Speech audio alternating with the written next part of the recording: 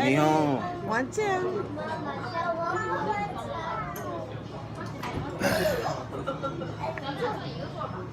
Ew, I don't know if I like that. What? Mom, that wasn't even bad. Gozaimasu, that's me. Alright, one shot. One shot. She doesn't look too happy after that. I didn't think it was that bad.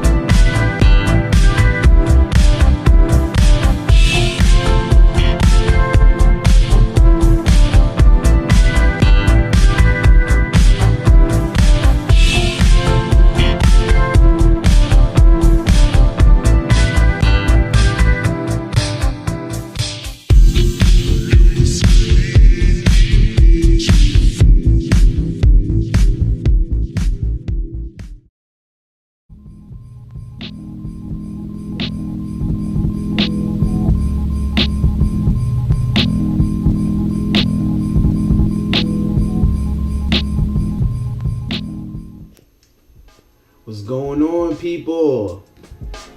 I'm back. I'm still here in Japan. It's been over a year, and I want to update you guys on what's been going on. So for the past year, I've been basically doing some karate.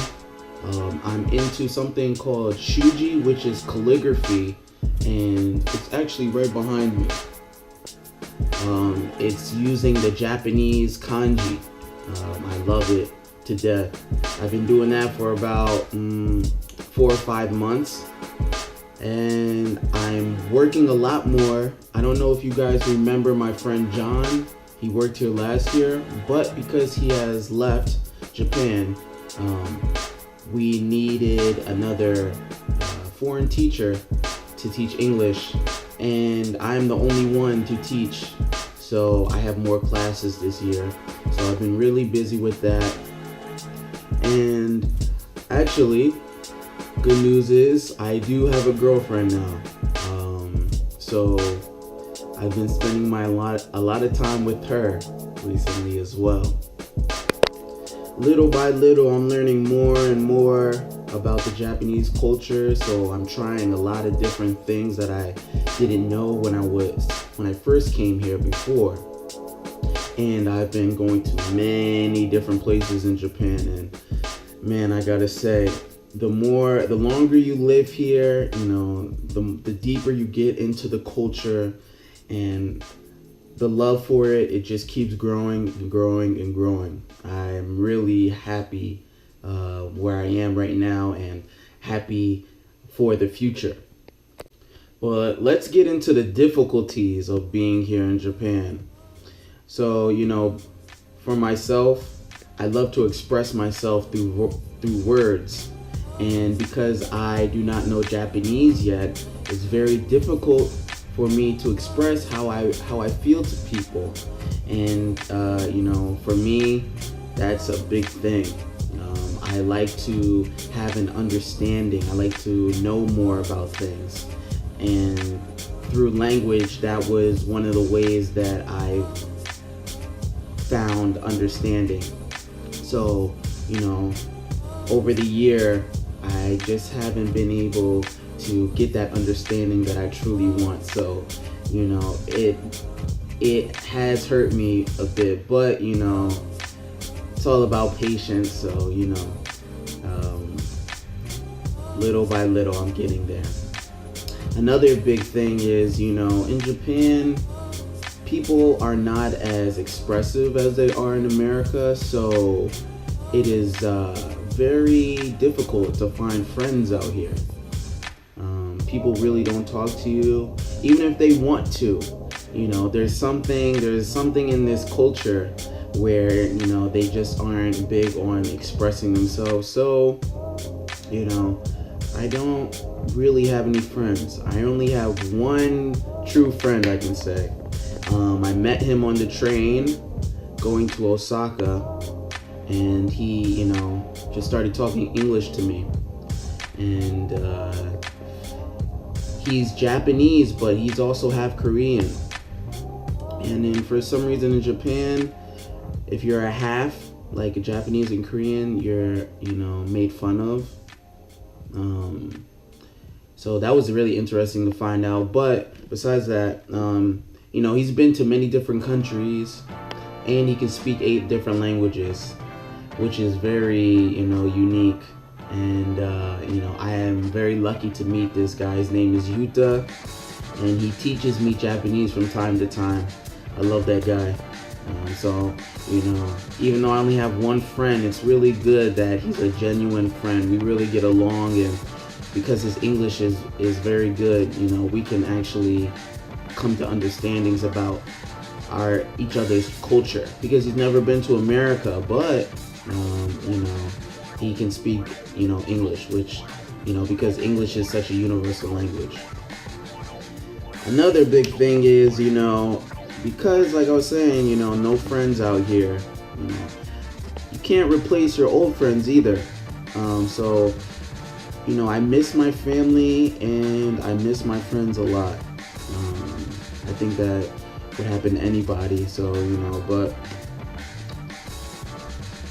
I'm doing this for a bigger cause, my happiness.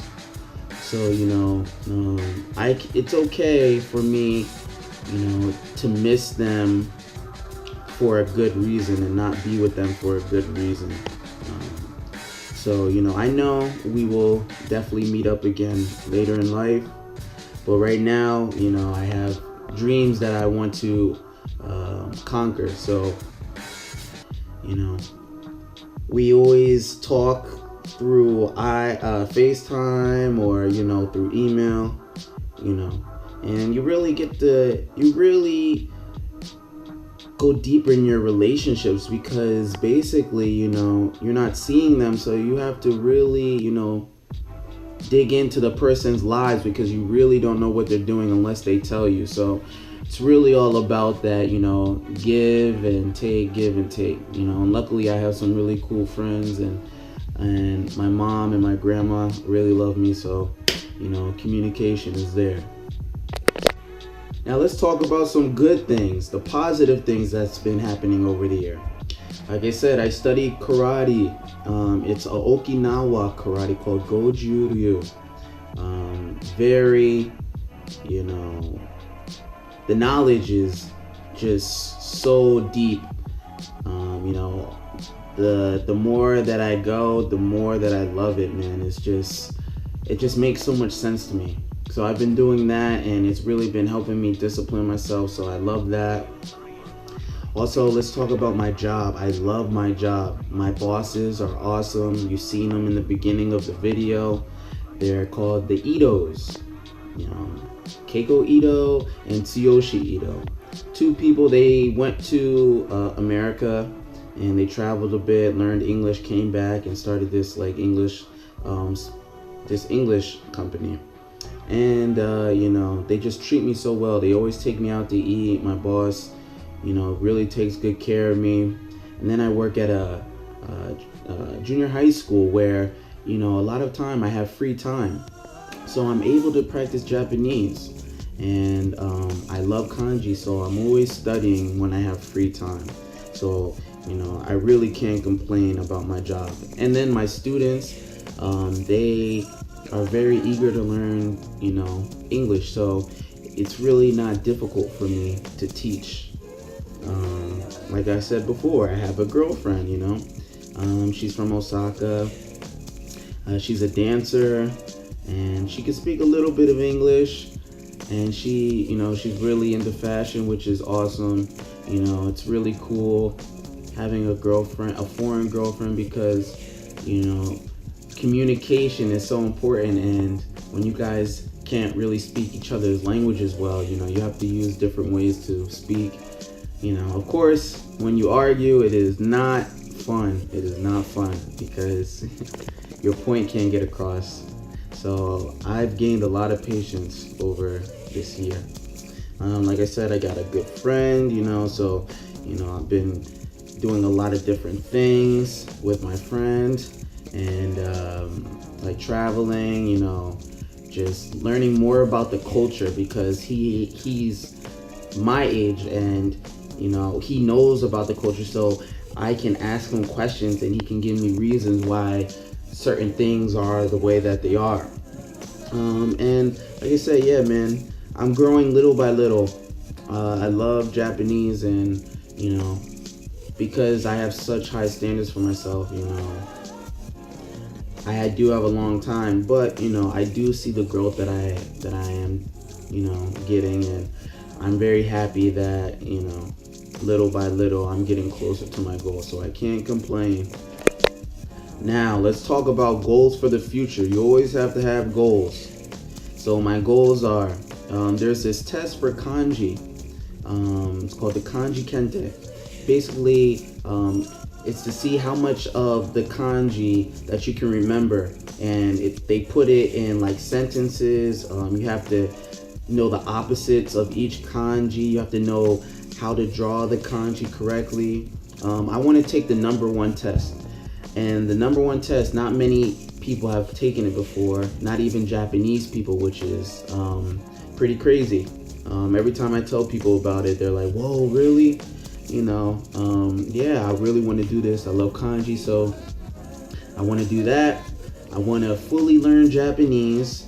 I want to be, you know, fluent, you know, like it's nothing to say anything, you know, just right, like just like that, like a thought. I'll be able to speak Japanese. And after I master Japanese, I also want to master karate. I want to get my black belt in karate. I think, you know, once I get my black belt in karate, it's just going to be one of the greatest feelings I've ever experienced in this world, because, you know, karate or any martial art, you're really working against yourself and you're overcoming yourself. So, you know, I can't wait, you know, until I get that feeling. But also, after I learn everything in Japan, I want to go to China. I want to learn Chinese. I want to master Chinese as well.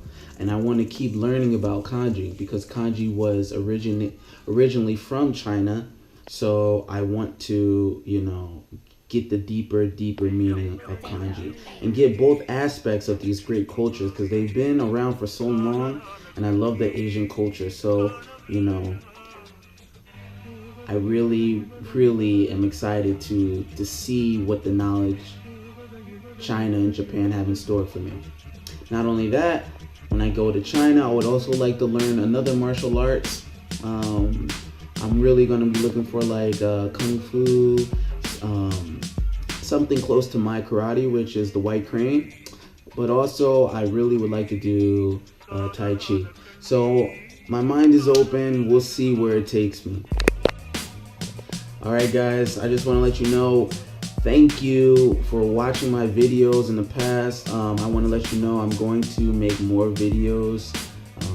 I'm definitely more focused than I was before, and I love making videos. I want to hear from people. I want to show people that they can achieve their dreams. So please stay tuned.